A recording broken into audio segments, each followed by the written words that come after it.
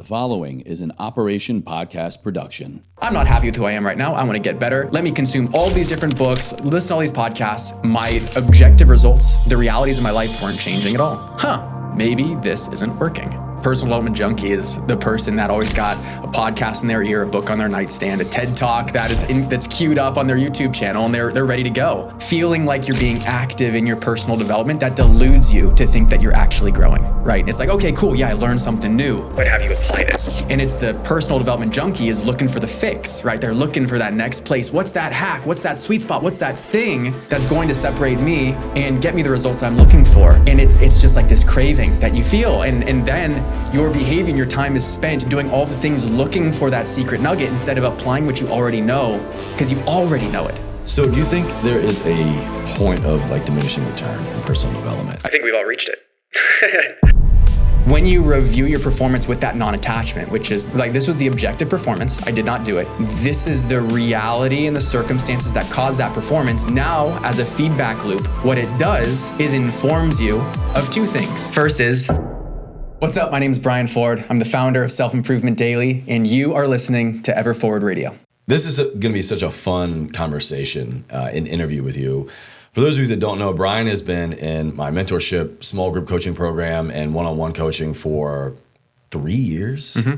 3 years. So I very rarely get to sit across the table from my quote, real job here and just talk with somebody that I have had such an intimate personal knowledge with for years. And it's been great to see you just excel in everything you put your mind to. And what we're going to get into today, I can't wait, because just your knack for systems and habit awareness and habit creation and metrics and productivity and just the whole personal development world. It's what you do. It's how you help and coach other people and the work that you're going to be doing and creating. And I just know that this is going to be so special, but also so informative and practical for people.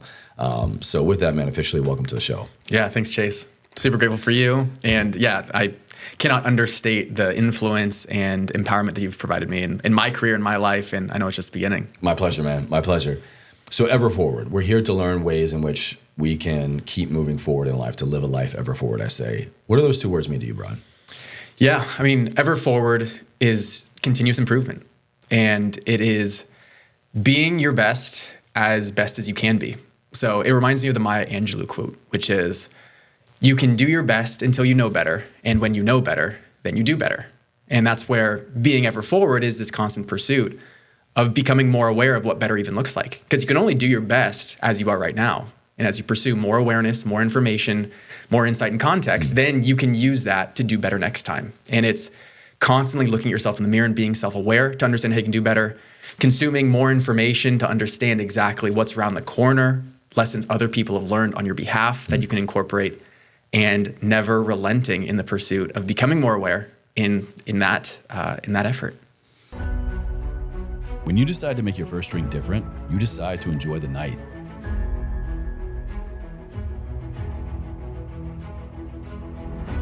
You decide to wake up ready for the day.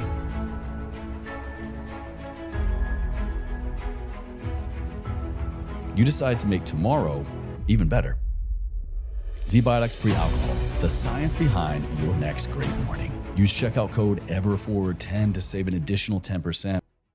So if it wasn't clear in his kind of description there of Ever Forward, this guy is really committed to personal development. You're committed to awareness and learning, but absorbing, but then also applying.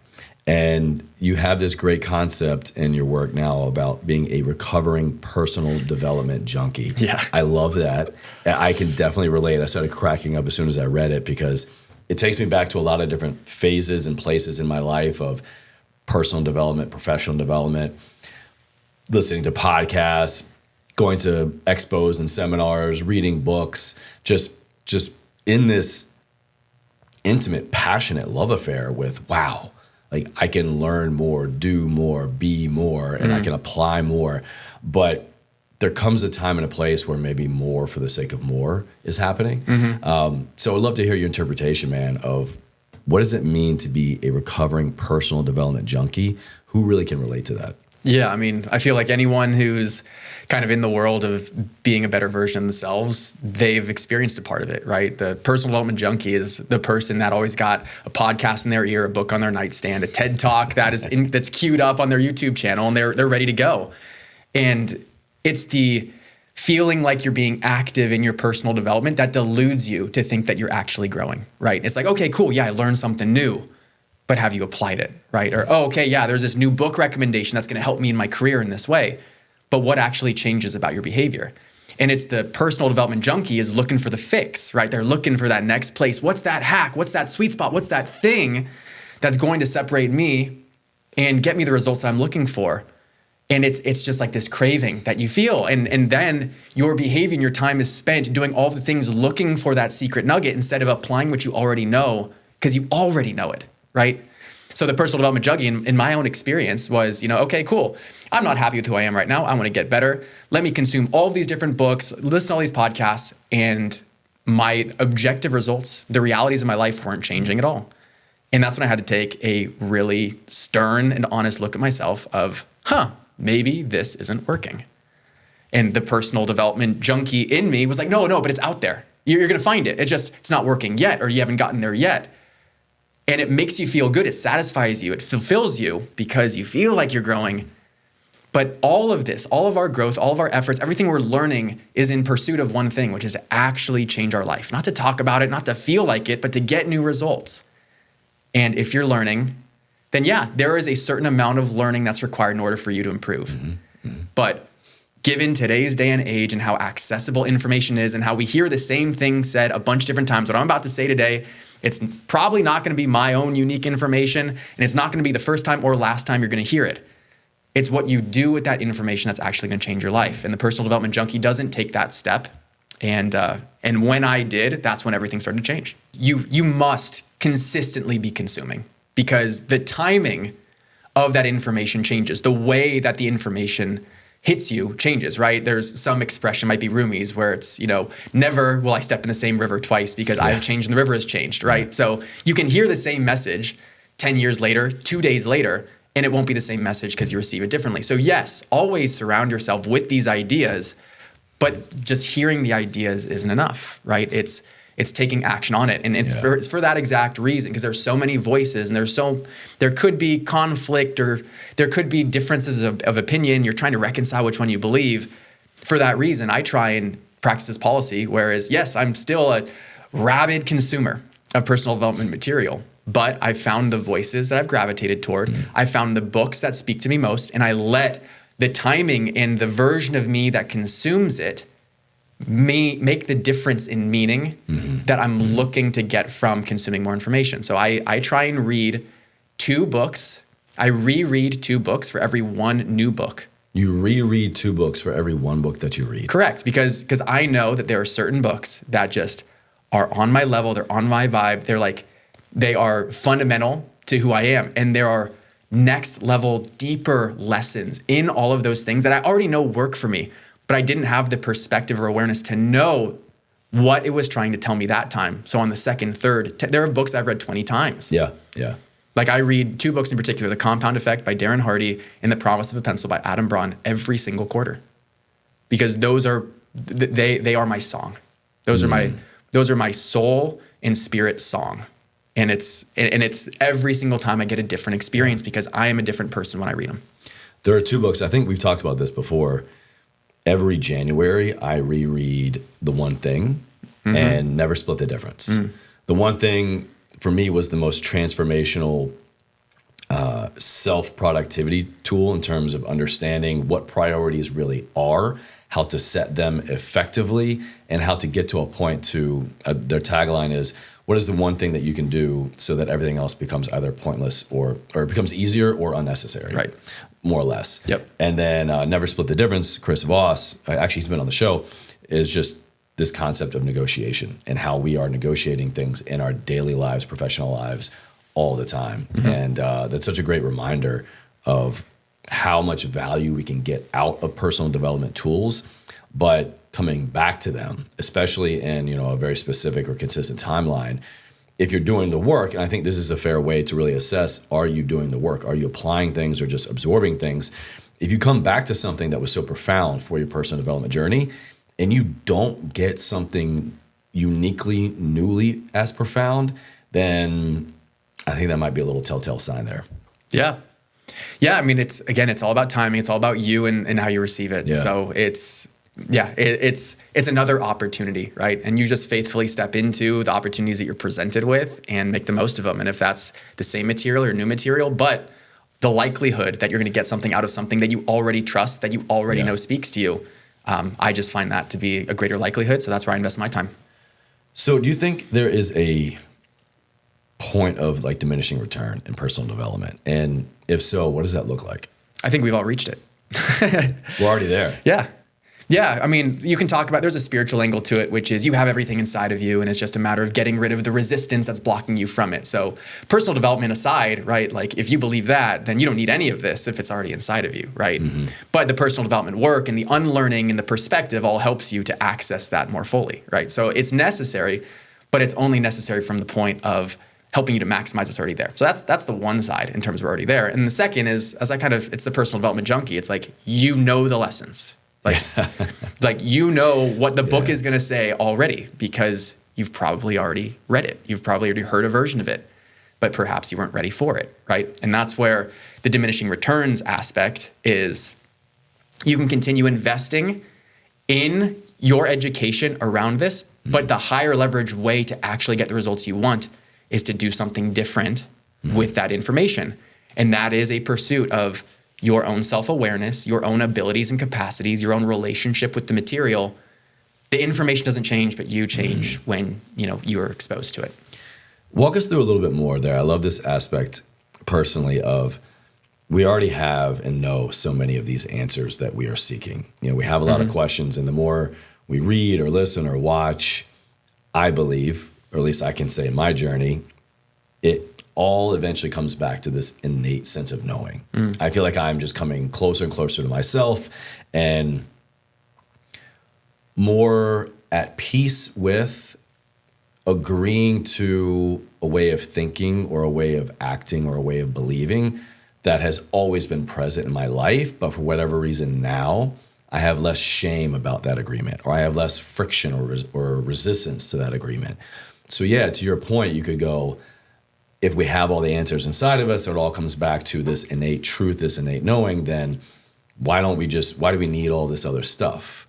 Has there been anything instrumental for you in your personal development journey of getting you closer and closer to that innate knowing?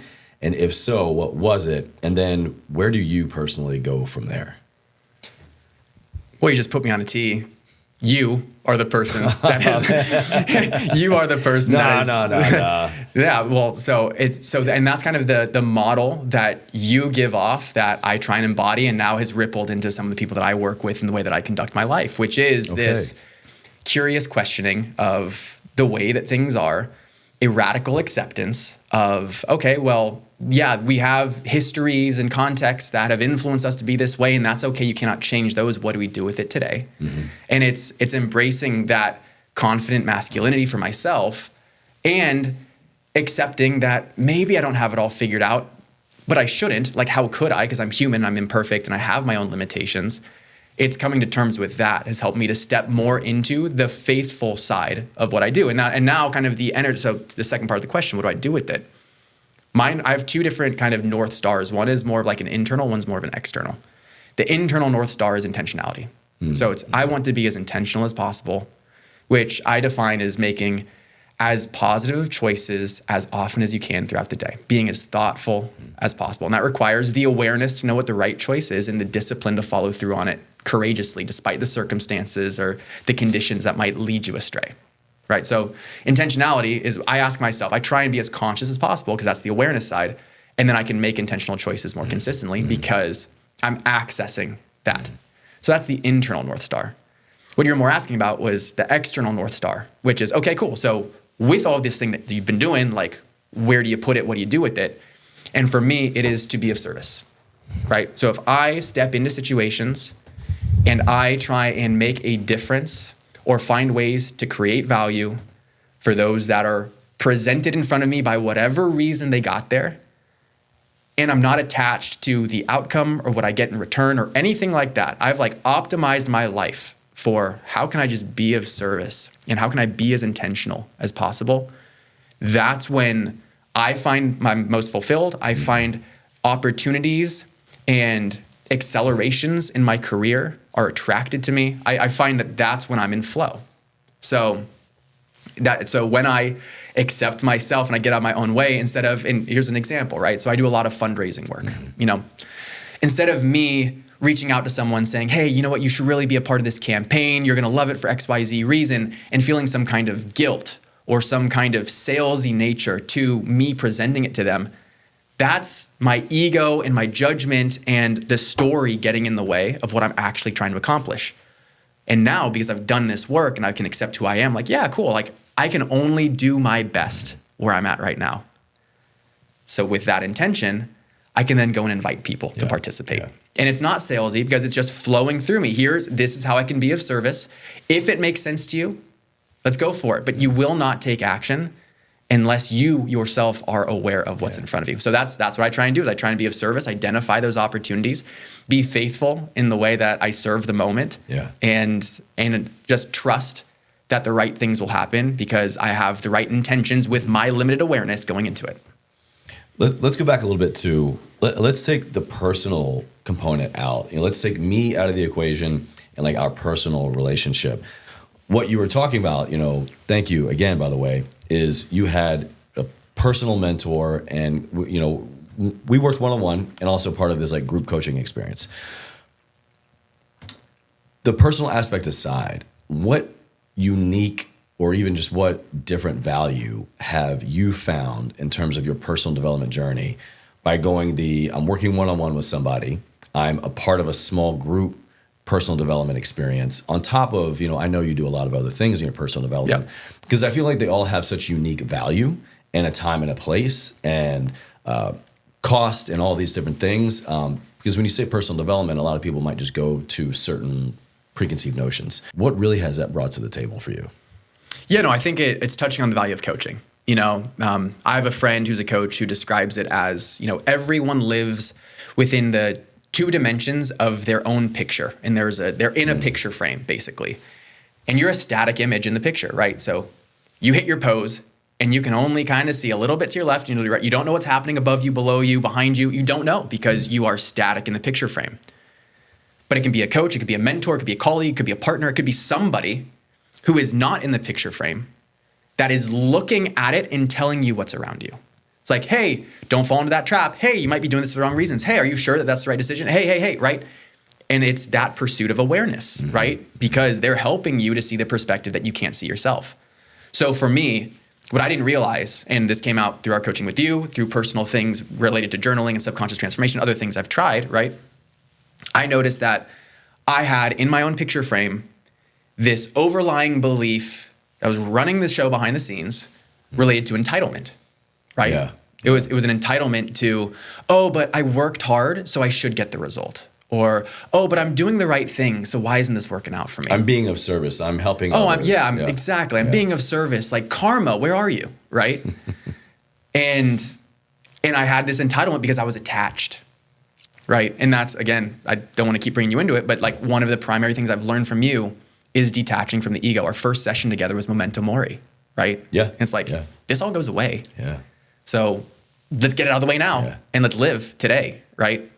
So as I've embraced non-attachment as much as I can, I am certainly attached to things, don't get me wrong, but I'm pursuing becoming less attached. And when that's the case, now I can be faithfully of service without the expectation of getting something in return, which means I'm delivering more within it. It's more concentrated value. Yes. Because my energy isn't taken up worrying about what happens.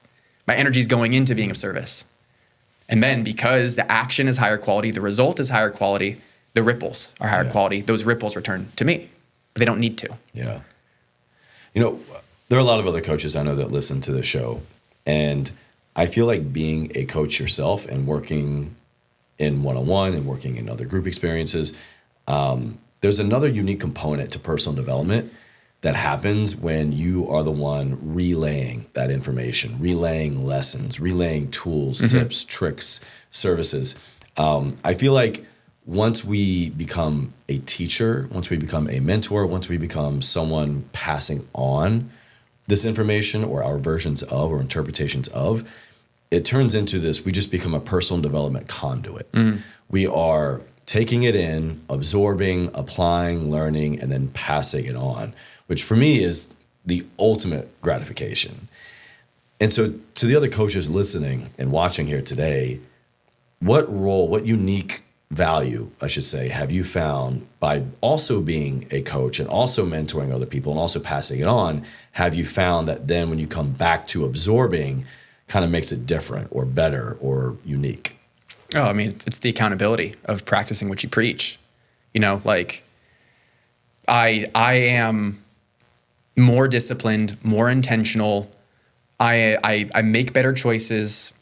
I seek more perspective and feedback because that's what I encourage my clients to do. And you could probably relate to this. It is so much easier to tell someone, this is how it works. This is how you build your business. This is how you fix your health. This is how you rekindle that relationship, because you're not in it. You don't have the sabotage, the emotion, the history that biases. It hijacks your rational thinking to just make the decision and follow through faithfully. The discipline side of it. And unconscious bias. Totally. Absolutely, yeah. Totally. So that's, I mean, so what I would recommend, or what I've found to be most helpful for me as a coach, is to model it. It's also something you taught me. The more that you can embody the change that you want to help other people with, the brighter your light is as an example of being the change you wish to see in the world, the more people will be pulled up to that level by your example.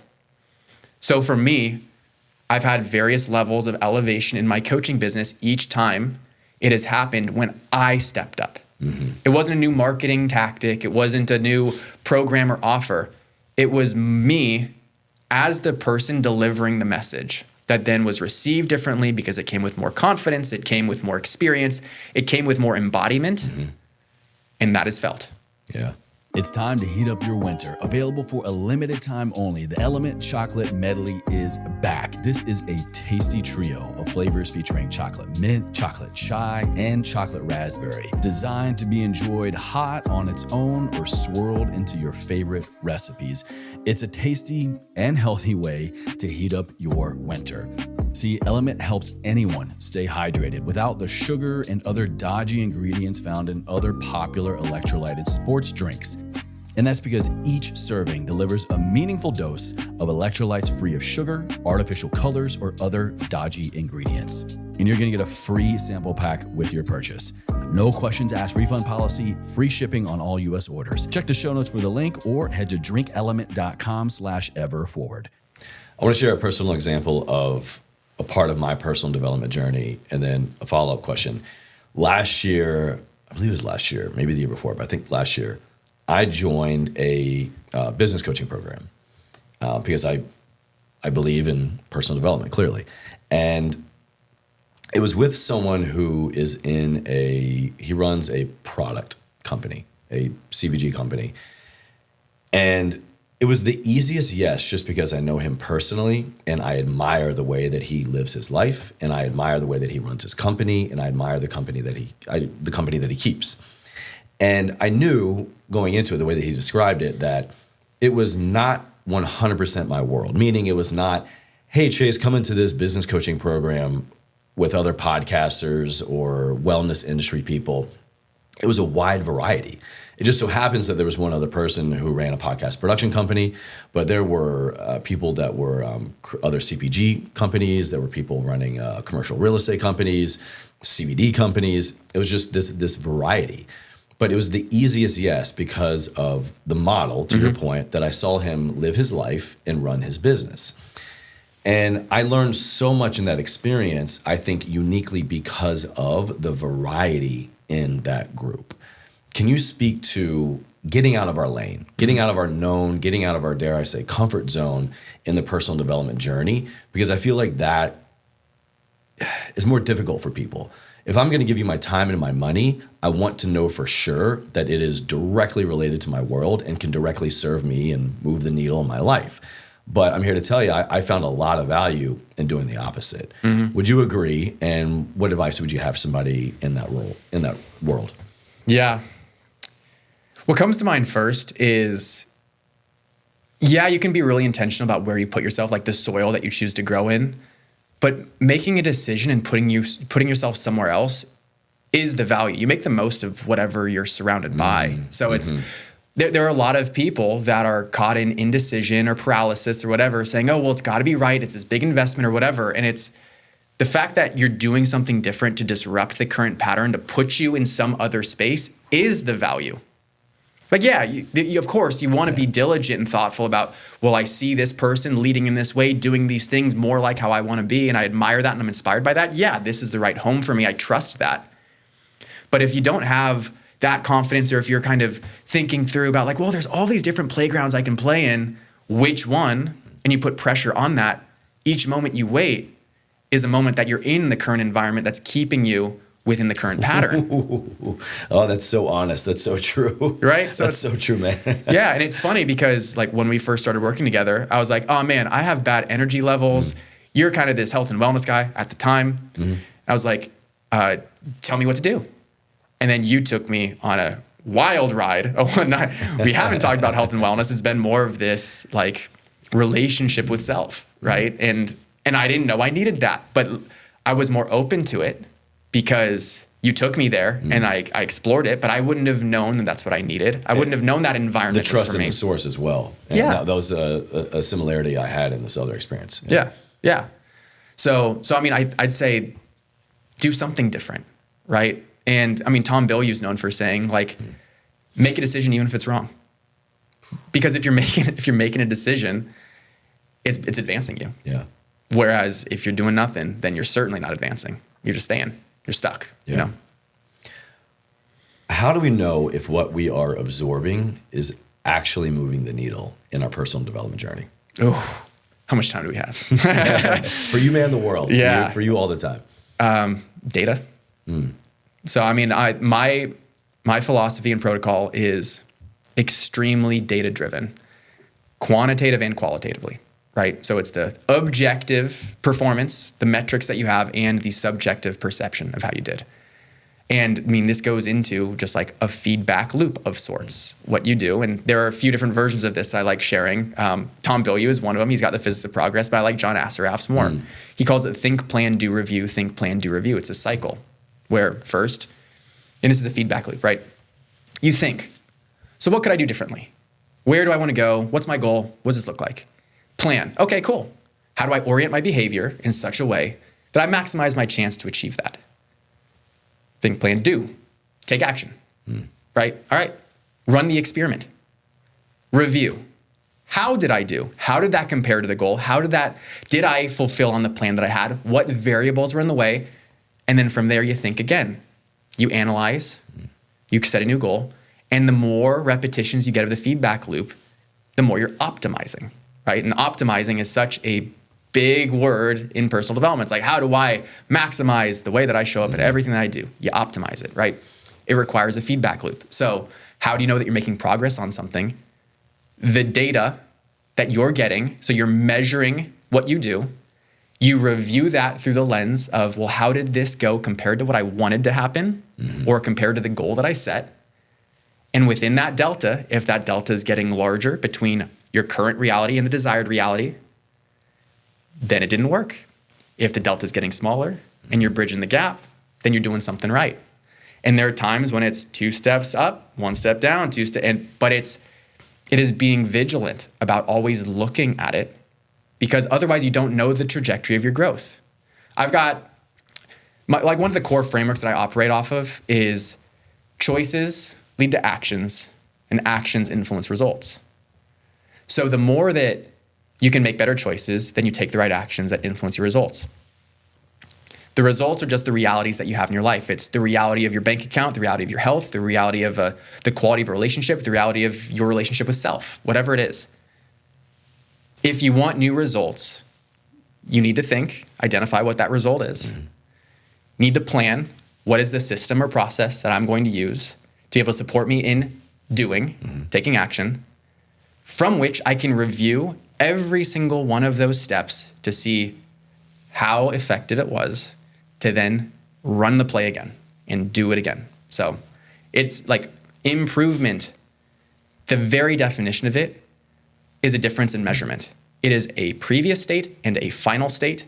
And it's the difference between those two measurements tells you if improvement happened or not. Otherwise, love that. And it's especially like the clearer the data is, the better the metric, then the more insight you have into the direction of improvement. A lot of us are operating off of a performance tracking or measurement system that is implicit. It's biased. Yeah. It's our own impression of, well, this is how I thought it was, and this is how I think it is now. There's so much mud in that. Like, how do you know if what you're doing is actually improving if the data points you're using for the evaluation weren't clear to start? It's like, oh, well, is that even fair? Like, are you even measuring the same thing? Mm-hmm. So, and that's for my personal improvement systems. I try and track the things that are most important to me. And that's the first thing that anyone will tell you. If you want to change your life, track it. Yeah. And so speaking of tracking, we can get into kind of two main buckets of data points, quantitative and qualitative. Quantitative, what are the hard facts, the variables, yes, no, how many of these things equal this kind of change? And then qualitative, how do I feel about it? What's the mood? Or, what is kind of maybe, it's the less specific oriented data point.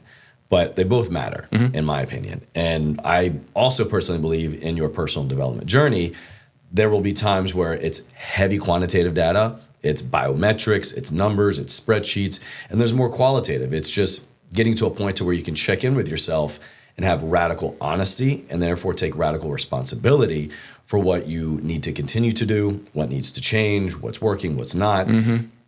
I believe that's very personal. But if someone wanted to really kind of get down to the nitty gritty of a couple quantitative and a couple qualitative variables to track, to measure, and then to reevaluate, where would you recommend them to start?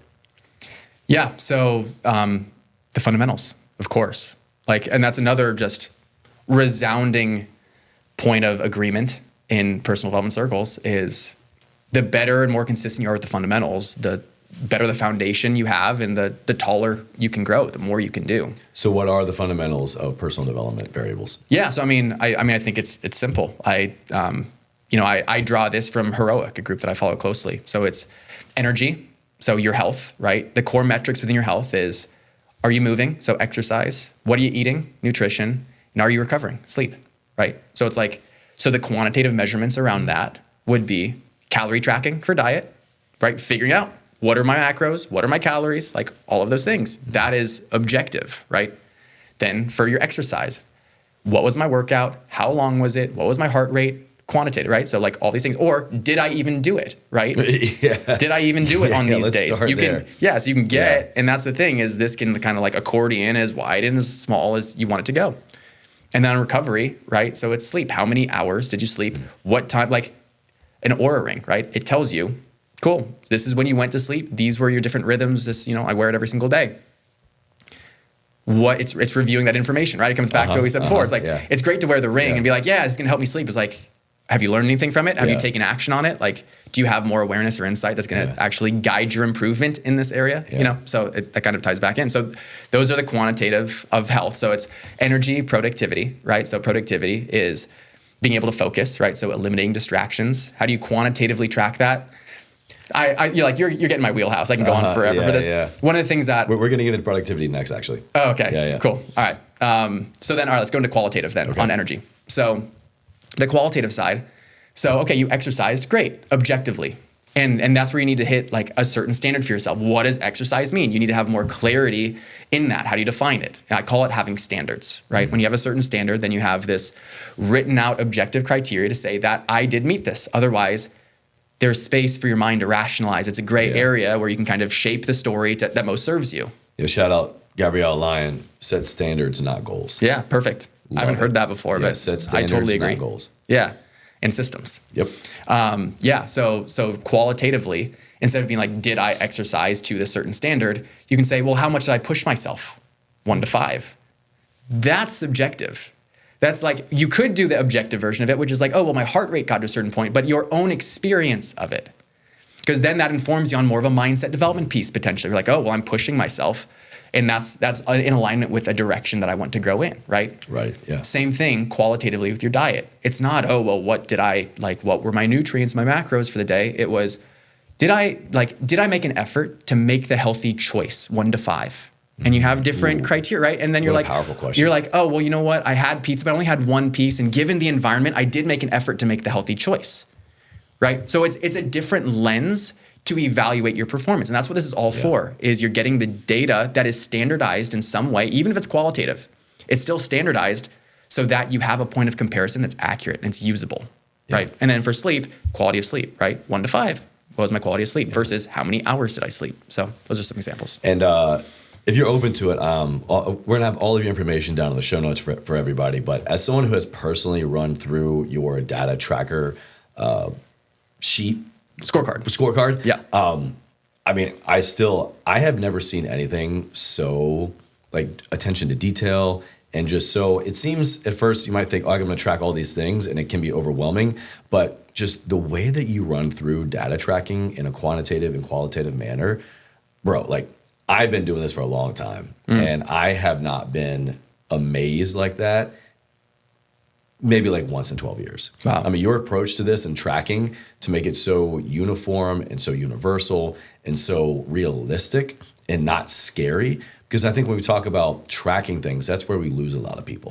It becomes more work. Yeah. You know, and personal development, you know, it takes work, but the less work, i.e. the less barriers to entry we can have for people is going to equate to the most amount of success and the most amount of just high functioning, highly optimized people out there in the world. And that's the kind of the world that I'm here to create and support. And so like, just kudos again to you, man. Like this system works and it's beautiful and it's, dare I even say, painless. Yeah.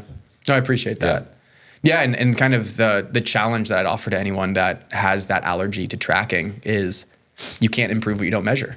Right? Exactly what I just shared. And if you're dedicated to your improvement, you're like, yeah, I want to improve my relationship. I want to improve my health. I want to achieve these things. I want to be this person.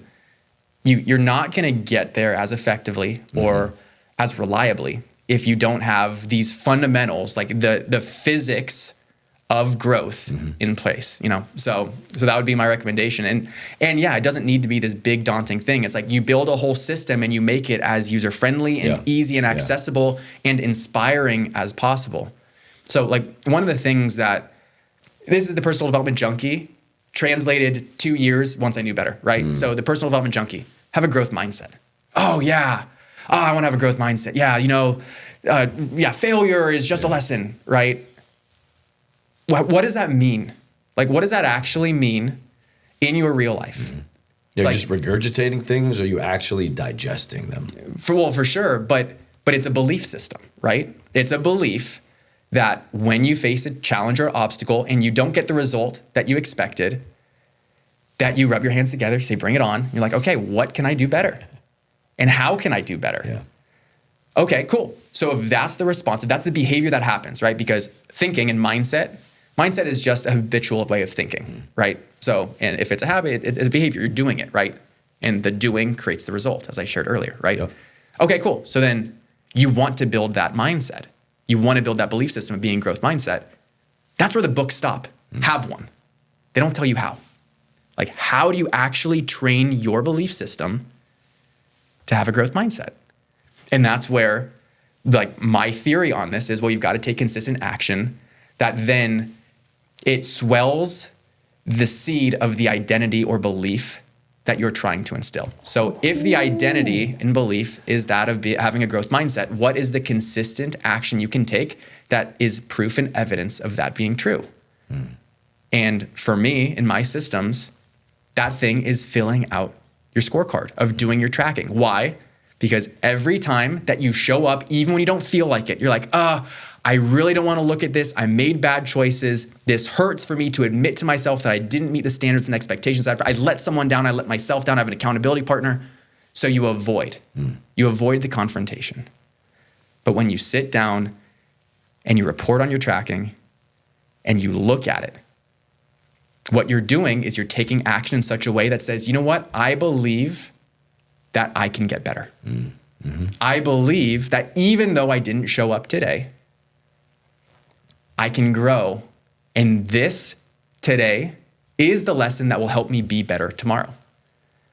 So you operationalize cultivating a growth mindset by showing up and reporting on your daily performance every day, good, bad, and ugly. I think everyone knows now why Brian is here. I mean, just that section alone, I feel like was a masterclass, man. So I want to shift now into productivity. And I feel like a big part of the personal development journey for most people is productivity. So I want to get better so that I can perform better, work better, think better, love better, train better. Mm-hmm. How do we get more productive through personal development? Yeah, it's so simple. Like we complicate it, right? This guy. Maybe it's overly simplified, but it's true. You do more of the things you want to do and less of the things you don't. That's how you be more productive. So productivity needs a rebrand. We think of productivity as, let me get through my checklist. Let me do all the things I said I was going to do, knock it out, and feel good about all that I got done today. And what that does is it rewards you for quantity, for doing more. When in reality, what fulfills us and what we'd prefer to fill our days with are the things that we want to do, not just the things that we can do. Ooh, so true. And the to-do list are the things that we can do. And hopefully those things that we can do connect to some strategic plan or some overall map that there's a lens and filter that leads to the things that we can do, right? But there's an extra step to consolidate down to those few things. But this is where it comes back to what I shared about how I live through a lens of intentionality. Intentionality is making the choices to take the right actions that produce the result that you want in your life. So instead of thinking through, I want to fit as much into my day as possible, like the current definition of productivity is, what people actually want when they say productivity is intentionality. They want to do more of the things they want to do more often. And that requires, eliminating the distractions. And it requires having the clarity of what those things are that you want to do that actually move the needle. And it requires having clear boundaries in place so that you know the overall harmony and balance that you're trying to cultivate in your life. And the example that kind of shatters the paradigm of productivity is, okay, so you spend an hour on social media scrolling. Most people are like, ooh, wow, could have done laundry, cleaned the house, made that phone call. Man, what a waste. What if that's what you wanted to do? What if you enjoy going on social media and to you an hour, maybe it's a one time a week and you do it for an hour and it's reasonable to you. You catch up, see your friends' baby photos, weddings, birthdays, and you feel good about the way you spent your time. Why judge that? Wait, so are you saying that scrolling on our phone, perusing social media, could actually be beneficial for our productivity? If it's what you want to do. Because by the definition that you're referring to with productivity, it's like, well, you're not doing productive things. And I am posturing that we should do intentional things, which is put in your schedule, I'm going to go on social media for half an hour. Yeah. And you don't feel guilty about it because we're not robots, right? Like we've got this whole spectrum of things to experience. We got to recover. We've got these elements of our life that we can taste and touch through these different tools that we have access to. Social media is used without intention. And that's why it has this bad reputation. And I think most people would benefit from going on it less, if at all. Cannot agree more. Right. And we've talked about this. I've shared this with you. I have scheduled social media time. I have parts of my day, parts of my week where I will make, it kind of changes based on other things in my life, but it might be 15 minutes, it might be 30 minutes. It's really kind of more that qualitative check-in for me personally of where's my energy, where's my mood. Sometimes just escaping is actually very helpful to my productivity because it allows me to just stop focusing so much on trying to do. And then I become more that conduit for ideas and connectivity and creation and other things will pop to mind. So then I can get back to work. And I love having this scheduled social media time that you're talking about because it also, I think, to your point, a lot of us can relate.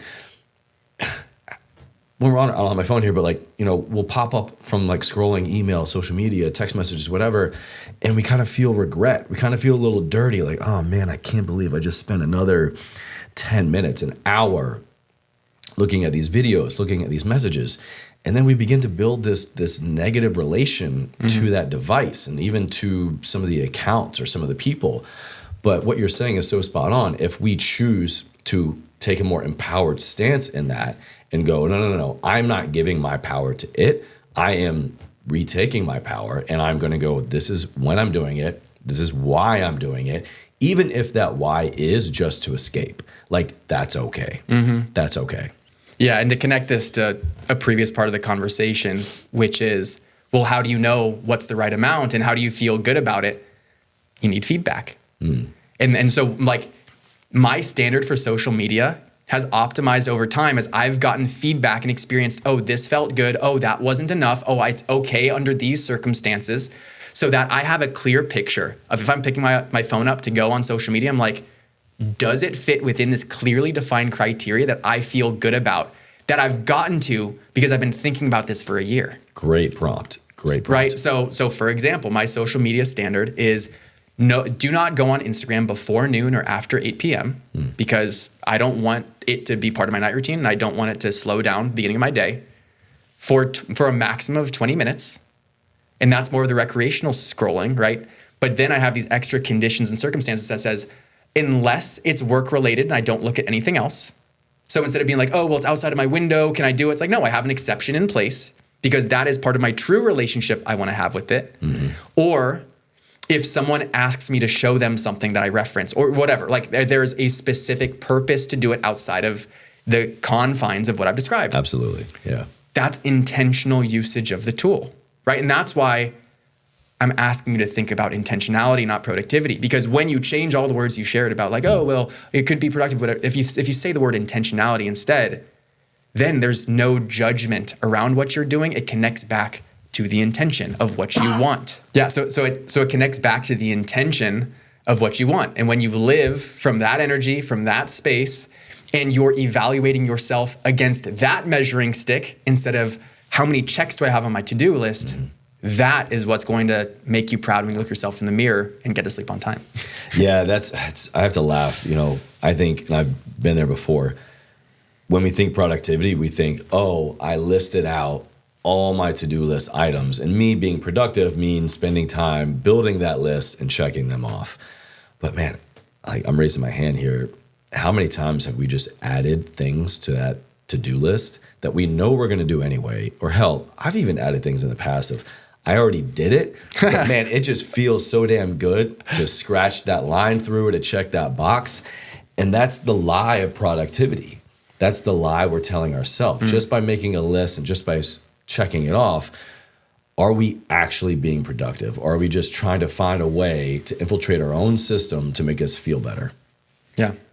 And that's where, with more awareness, as I've experienced, because I was the same way, I was like, I feel better when I live with this energy of intentionality versus productivity. And once you know better, you can do better. What tools for productivity do you see radically help, and where do we just get too bogged down? Can I give the simplest answer? Please, yeah. A schedule. Okay. What do you mean by that? When you have a schedule for the day, it is your marching orders. It's your plan.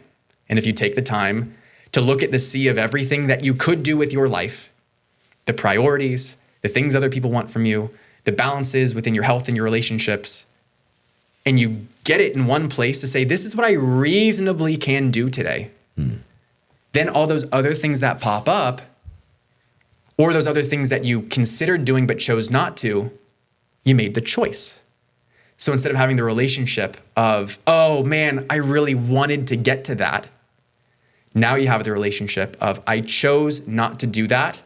And when it is higher priority, more important, more urgent, more relevant, then I will choose to do that. Okay. Gary, you talked about the one thing Gary Keller calls a detailed schedule productivity super tool, right?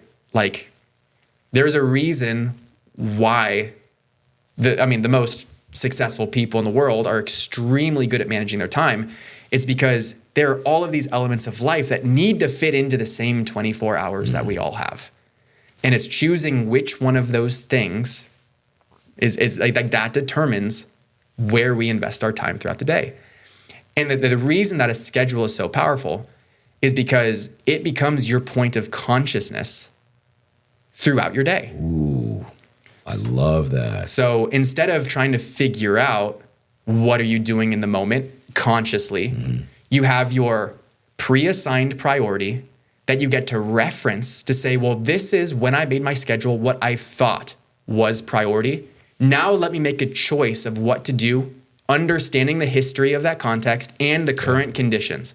And that's the thing that I'm sharing on the podcast right now, actually. That's the thing that a lot of people, I feel like, are getting wrong about creating a schedule is it doesn't necessarily need to be set in stone. When I set my schedule the night before so that I wake up, ready to attack, plan for the day, right? But I only made that schedule from the level of consciousness and with the information I had that night. If I wake up in the morning, something's gone horribly wrong, there are other priorities or things that pop up. I can't say, oh no, it's not on my schedule. I can't do that. That's not how to live life.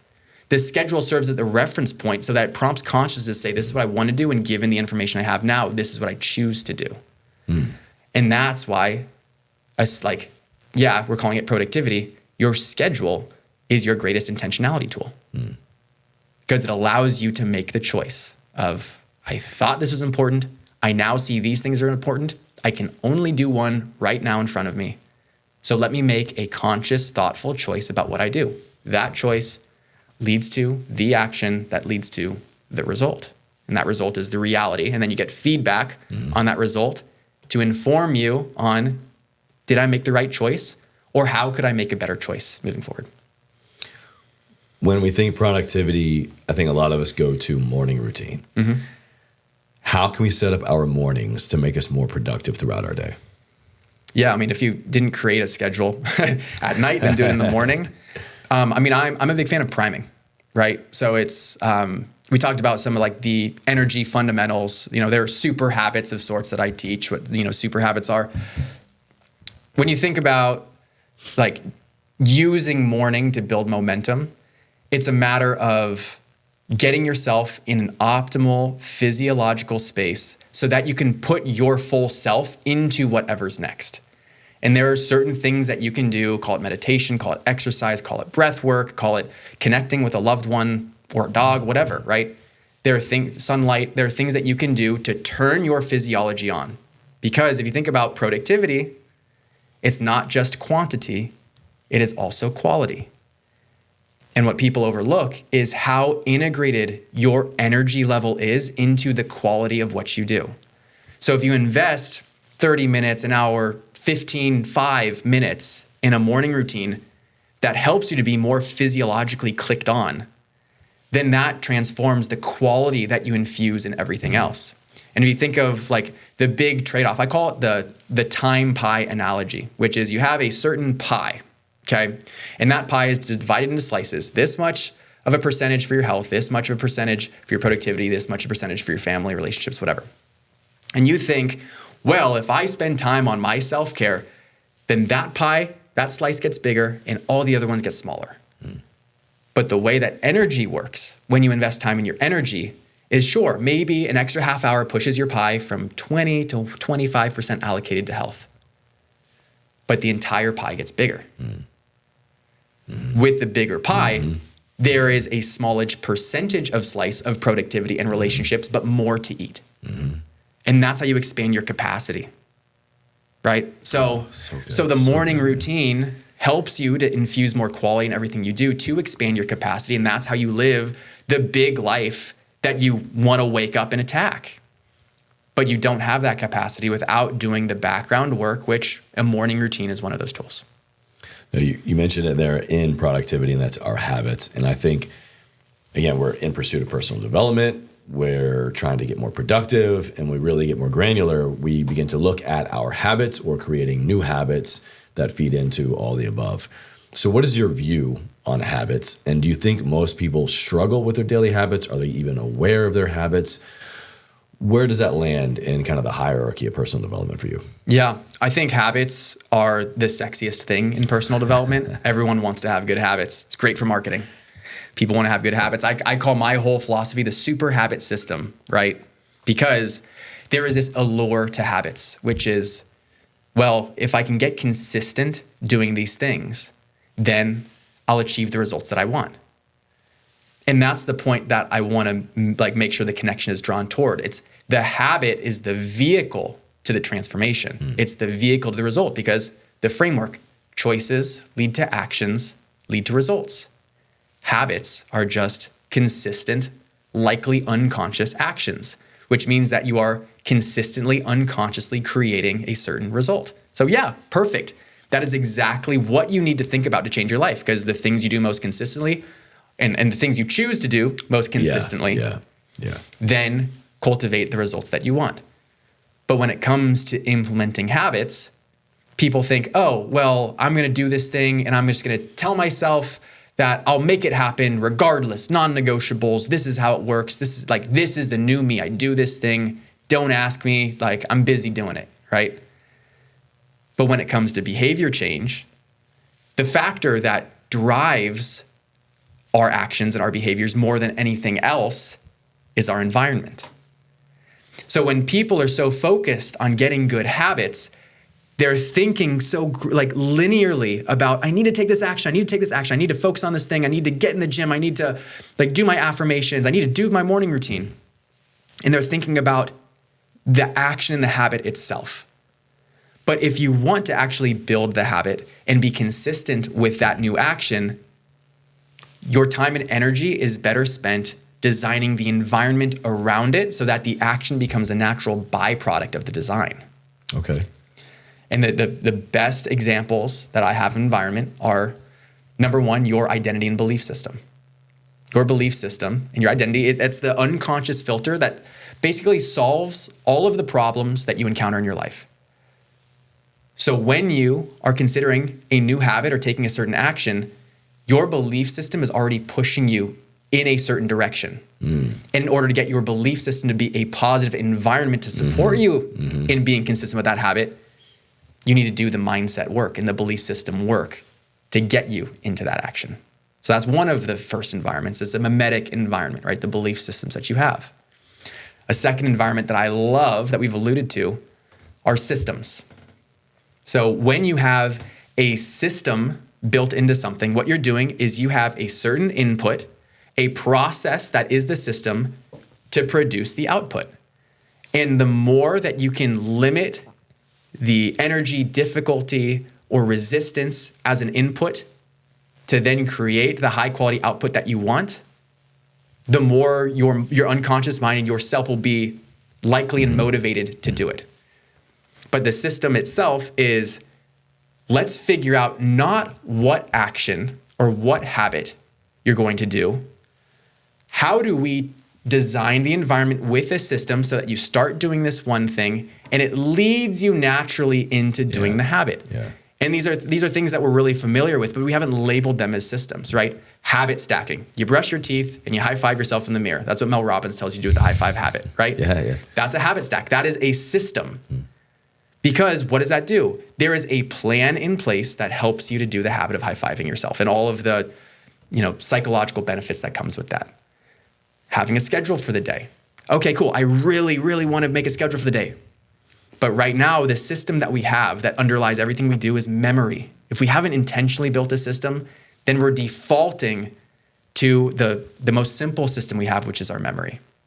It's like, oh, dang it, I forgot to make a schedule. Oh man, it happened to get whatever. Whereas if you build a system, okay, at 9 p.m. I'm gonna have an alarm goes off on my phone, and that is gonna be my disruption of consciousness that tells me, okay, it's time for me to create my schedule. That's a system. Setting an alarm is a form of system that then shapes the behavior so that it's more likely to happen. As I'm talking about environment, the larger analogy that I use is a river. So think of yourself in a canoe and you're in the middle of a river. So a river is going to take you directly downstream. If you are just sitting there, not doing anything, that's the flow, that's the current. You're going to go wherever the river wants to take you. Your environment has a certain trajectory and pull to it that you respond to. And if you want to go anywhere else, then the river is already taking you. Then you got to row, right? You got to row. You got to get to the, you got to get to the shore. That's the work. Unless you realize that the behavior is the product of the environment. So instead of you changing your position in the environment, how about you change the environment to match where you want to go? So the example for that in this analogy is, let's dig a ditch. You dig a ditch, the flow and current of the water changes, and now it pushes you somewhere else. Oh, wow. Yeah. Yeah. Or let's drop some big rocks in here. There's gonna be a little waterfall. It's gonna disturb this, and now it's gonna push you left. And if that's where you want to go, so that's the idea, is if you want to get consistent with habits, it's the environment around the habits that then end up getting you there with no effort of your own, except for the investment you put into structuring the environment to drop you there. So that's the thing, is people put the effort in the action itself. But what I suggest is you put the effort in the system, the environment, the identity, the pieces around the action, so that then the action happens by default. It happens consistently. It becomes a habit. The habit produces the result that you want, because consistent actions lead to your optimal results. What comes to mind for me in that is this idea of consciousness and unconsciousness. Mm-hmm. There are the conscious things that we are aware of that are contributing to or taking away from our productivity, taking away from our personal development. But there are a myriad of other things that we are not yet aware of that, to your point, are driving the motor, that are flowing that river. How do we become more aware of these unconscious drivers in our productivity, in our personal development, so that we can take control of them and make them more conscious drivers? Yeah, so it builds off of parts of what I've already described, right? So fundamental to what I practice, what I encourage people to do, is this baseline tracking system. And what happens when you show up and you do your tracking, you're like, oh, I didn't work out today, but I planned to. Instead of just letting it slip away and be like, oh, well, I'll try again tomorrow, which, good, like at least you're aware that you didn't do it.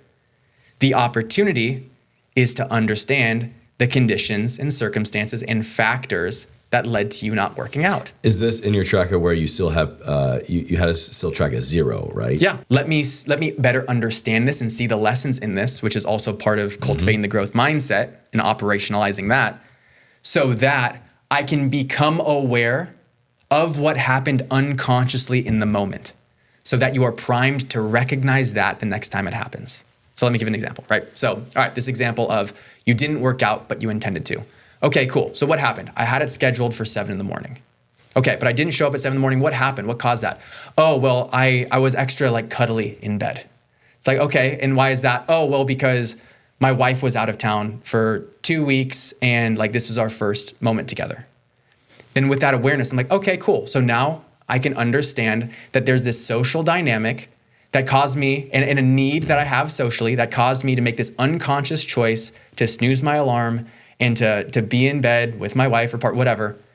And that is the condition that led to this not happening, to me not going to the gym. It's not me being lazy. It's not me, it takes a lot of that kind of self-infliction off of our personal development, or thinking that, there aren't these other contributing factors other than just willpower. Sure.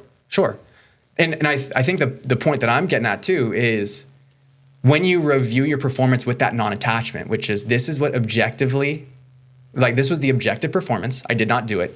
This is the reality and the circumstances that caused that performance. Now, as a feedback loop, what it does is informs you of 2 things. First is the next time that you're feeling snuggly in bed, now you're aware of like, oh, I'm choosing to be here instead of work out. What do I actually want to do? So instead of unconsciously choosing to be in bed, you're like, oh, well, but we have date night tonight. So I don't need to do this now. I'm going to have my time for this later. So you can make a new choice with that consciousness, because consciousness requires awareness. Absolutely. The second thing that it does is, okay, well, maybe there was something wrong with my plan, understanding that this was the environment. The environment is we've been apart for 2 weeks.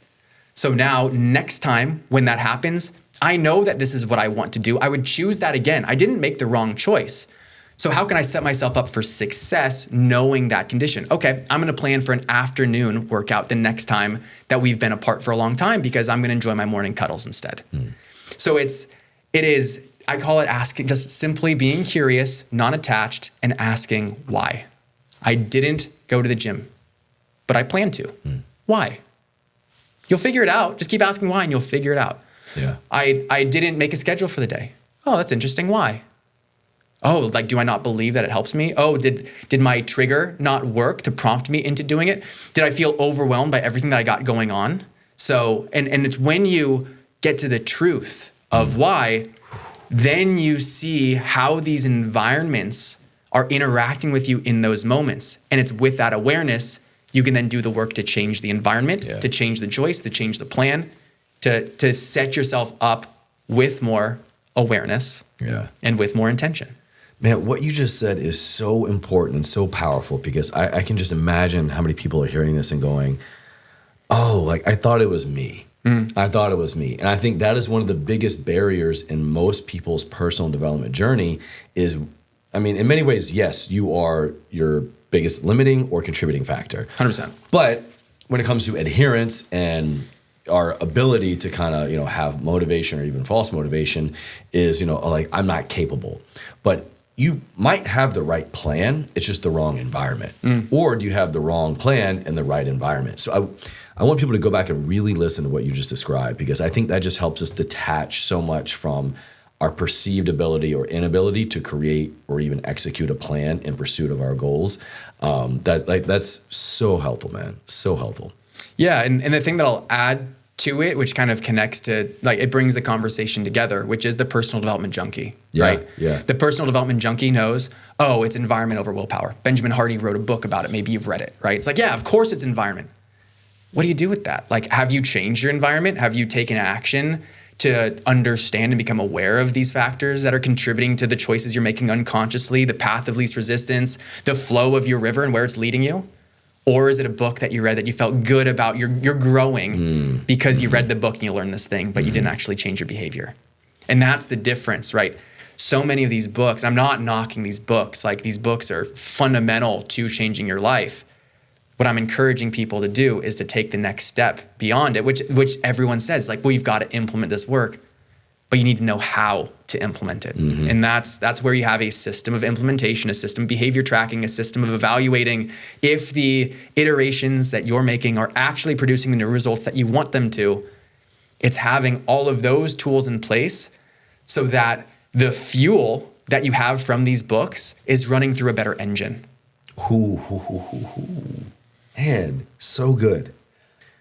What do you think is the most important thing someone should consider in preparation for starting or advancing their personal development journey right now that might not be so common or so top of mind? Yeah, well, it's this perspective shift that we've been talking about, which is New Year's resolutions. Okay, so I have this great intention and ambition for who I want to be. I'm going to get in the gym. I'm going to eat healthier. I'm going to start that new business. I'm going to be on Duolingo and learn a new language. I'm going to do these things. And that's like thinking about the habit, which is, oh, well, this is the new action I'm going to take. But if you don't work on anything around that, no systems, no environments, no changes, then you're going to be inheriting the same choices with a little more motivation. And we know that motivation doesn't last. It's not reliable. And especially when you're in unconscious moments, it's not even there.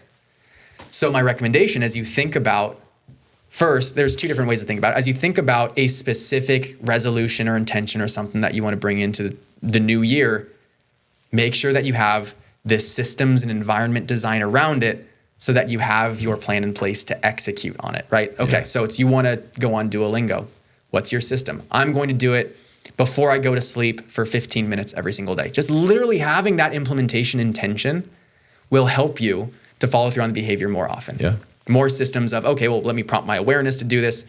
If you're tracking, then you're aware of if you're doing it or not, right? There's other systems that can supplement it. So that's one thing. If there's like one thing you really want to bring in the new year, then make sure you have the systems environment set up for success with that thing. But more importantly, when you think of this opportunity that is the new year, what do we ultimately want? Yeah, Duolingo, more consistent exercise, healthier diet, all these things are a version of one thing, which is our personal evolution, maximizing our potential, giving our best self to the people, causes, and work that we care about. And the real work that you do to achieve that doesn't happen with a single isolated New Year's resolution.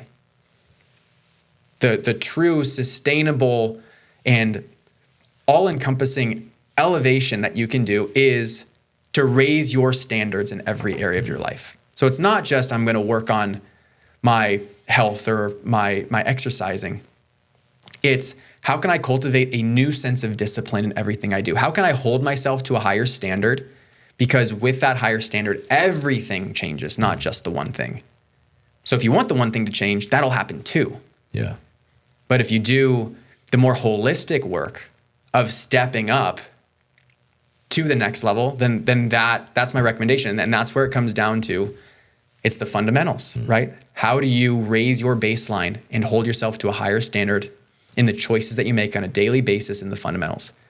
You sleep better, you exercise more, you eat healthier, you're gonna have more energy, which then, as we talked about, infuses into the things that you do. You create a schedule so you're organized. You have you have a new task management system so that you understand what's priority and what's not. You have standards in place about limiting distraction, whether that be on social media, video games, TV. People. Partners. You're aware of those things. Imagine how good you can be, how much you'll get done, and how good you will feel when you attack all of those things at the same time instead of worrying about them one at a time. And that's because the macro shift is you having higher standards rather than you trying to work on any one thing in isolation. I love that, man. I love that. God, you're so good at this, man. I love it. As someone who, I mean, again, I know you personally, but that aside, to the last 3 years, because I know your personal development journey has been longer than 3 years.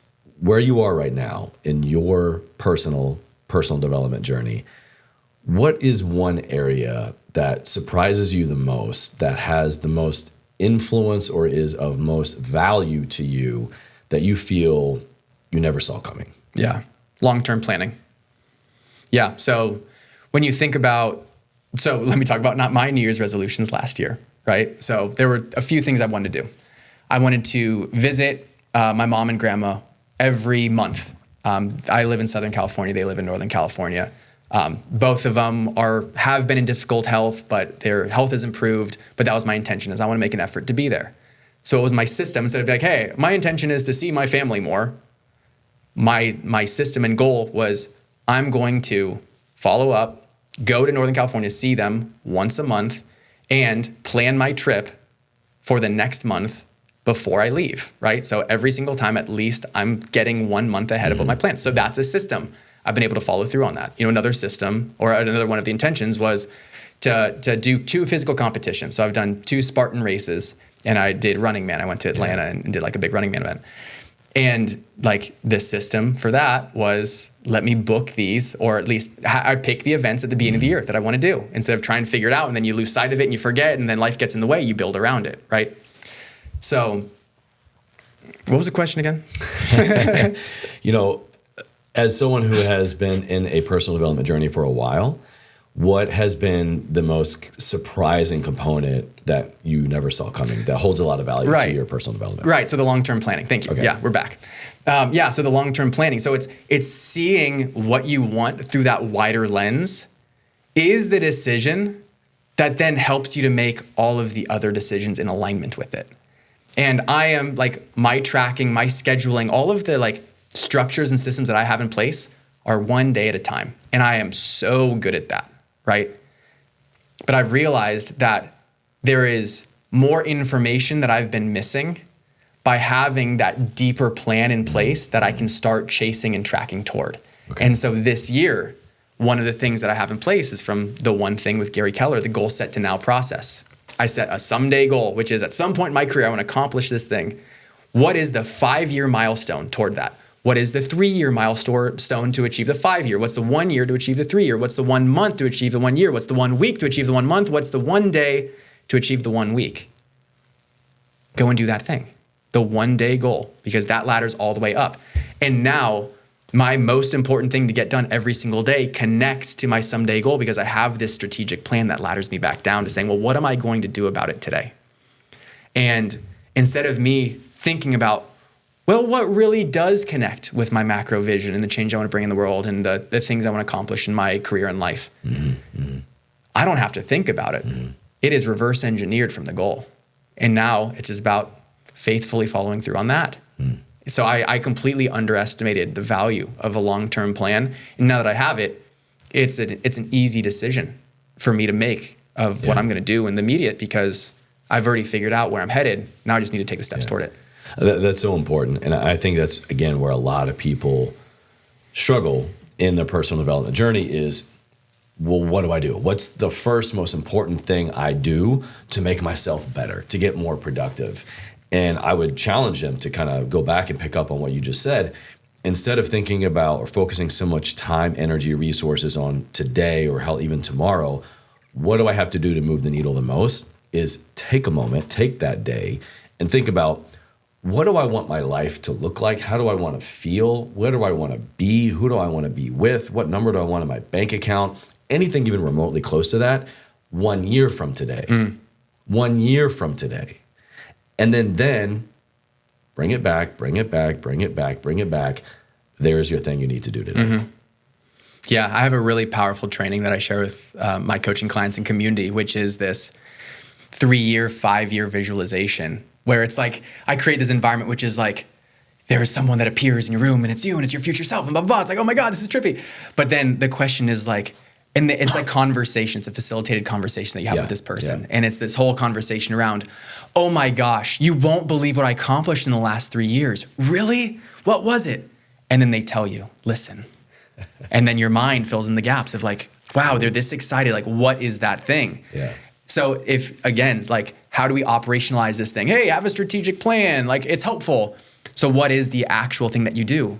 It's a visualization. It's a goal setting session. It's having a conversation with a friend. Like you take action on these things to fill that gap that you have, to plug the hole. And then with the work that you've done, now you can operate on all the things that we talked about, right? Yeah. So again, that's the most important piece to this. Like, this podcast episode doesn't change anyone's life if they don't do something differently because of it. Right. Or, of course, consciousness and awareness changes, but we've gone down that rabbit hole. We don't need to go any further. Well, Brian, I mean, this has been such a treat to have you here, man. And I just want to reiterate, like, you are so good at this. Thanks, man. And I've had such a great time getting to know you and work with you one-on-one and in the group, and just, being literally going through your own work and your own systems and your own tracker. It's just been eye-opening. And again, for someone who I feel very confident in a lot of the systems and habits and trackers that I have in my life and have developed over the years, I was so taken aback by your approach to this that even someone who has had this top of mind for 10, 12, 15 years almost now, I was like, damn, he got me. He got me. So my last question for you is, where do you personally struggle the most in your personal development journey? Yeah. So one of the things you've alluded to is there are two really important questions to ask as you're always on your personal development journey, which is, what do I want? And what am I doing about it? Right? Because otherwise there's no direction, there's no trajectory. So for me, the biggest focus in my life right now is my presence with people. So in particular, I call them love wins. I got that from Heroic as well. A love win. Win stands for what's important now. Ooh, I like that. And there are times when I'm working, I'm in the middle of an assignment, I'm like just wrapped up a call and I've got to follow up. Like, I'm in it. Like, I'm in my work day. It's on my schedule, right? Like, I'm pumping, right? This is my thing. I time block this. Exactly. Like, leave me alone. But then my brother calls, or my mom calls, or my wife walks into the room. And my tendency is to be like, yeah. Because I've got this belief system that is, this is intentionality. This is what it looks like. This is what I want to be doing. And what I've been leaning more toward, that I'm looking to continue improving on, is giving myself more grace to say, I made the schedule with the current information, awareness, and opportunity that I had then. This present moment is providing something else. So what do I choose now? And every time that I've chosen the person over the work, I've loved it. Oh, So it's doing that. So, and it's inviting that, right? It's not like I'm inviting, hey, call me during my work day or whatever. Right. But when the moment arises, instead of having this negative relationship of, oh, this is inconvenient, this is a distraction, this is pulling me away from what I want to get done. Now I'm like, okay, cool. This is the choice I want to make today because this is in front of me. I miss my brother. I want to see my wife. So this is what I do. And my work hasn't suffered. But the quality of my relationships, my availability, my accessibility, and the feeling that I have about how I'm showing up for my life has transformed. So it's only been a couple months of really prioritizing the love wins, and it's going to continue to be a focus. I love that, man. Thank you for being honest about that.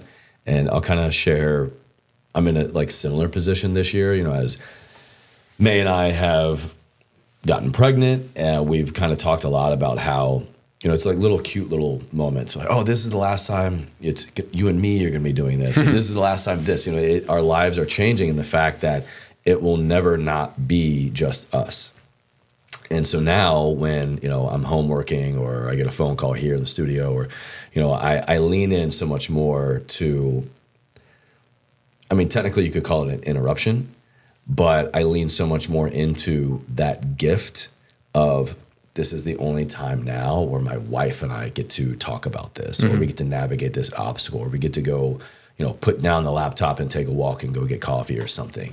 So it's a deep appreciation for the people and opportunities that I have in my life, but the understanding that I know I'm saying yes to not a disruption, not an interruption, but an opportunity right now that I will never have again. And I know that's very unique. Not everybody is going to be having a kid or something, but just perspective. You know, what if this is the last time that you get to do this thing at this place with this time with this person? You know, kind of just take that as you will. But better enjoy it. Yeah. Well, Ryan, where can my audience go to connect with you, learn more about your work? We're going to have, of course, everything listed down in the show notes and video description box, but send them somewhere, man. Where are they going right now? Yeah. So, I mean, we haven't referenced it yet, but I've got a podcast myself. So it's called Self-Improvement Daily. Every day. For how many years?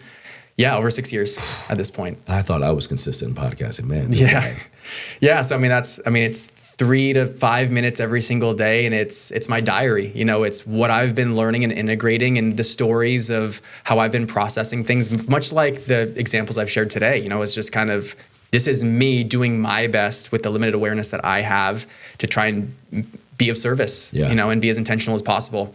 And and so I'd love for people to follow along and play there and reach out however I can support. And is your tracker still available for people? Is this still doing like the 90-day challenge, or where can they go to actually like get into the work with you? Yeah, so one of the really exciting initiatives, assuming this gets out in time before January. It will. Okay, cool. Promise, yeah. So I'd love to invite people to something I'm very passionate about. So a lot of what we've been describing with the tracker and everything. So the process that I support people with in implementing it is a 21-day challenge called the 21-Day Super Habits Challenge. So 21-day, excuse me, not 90. Yeah. So the 21-Day Super Habits Challenge is this 3-week progression related to installing your performance tracking system, implementing the high leverage super habits, which are the things behind the scenes that set up your environment for success, and then building out your feedback loop within the scorecard so you can optimize the choices and results that you're getting. All the things that we talked about, you can have that in a 3-week process, which is a 21-day challenge. But for this new year, I'm so stoked about this. So what I'm doing is I'm partnering with nonprofits, fundraising leaders, community leaders, and people to say, look, all right, I want to be of service. So what I want to do is I'm going to partner with you. And for every dollar that you invest in this program and my coaching, it's going to be a donation to your charity of choice. And the way that it works, should you want to, is we can pick a charity of choice for you and your audience, where you can invite people to grow alongside each other in this 21-day challenge. It starts on January 6th. And 100% of their investment in themselves is an investment in making the world a better place. While you install the super habit system, the feedback loop, the performance tracking system, all of these things in a 21-day process. I love that.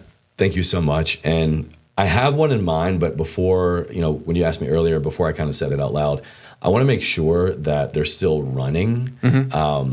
I don't know if they were just doing kind of like a here and now kind of fundraising thing, but I have one in mind. But if you're here, this part of the podcast, I'll have it linked in the show notes again and top of the video description box. So definitely check it out. Perfect. And we'll connect on it, make it happen, man. Awesome. Sick. Yeah. Dude, this is so powerful. So powerful. Just brother. being in your presence, and just honestly, this is again why I love the podcast so much, is because I get to sit down with people that just pour out their passion, pour out just streams of consciousness, and like I learn so much. So this has been a great reminder for me for certain parts of my personal development and productivity tools. And my goal is, this is going to really truly help a lot of people move forward in theirs as well. So thank you. That's the goal. Appreciate you having the platform.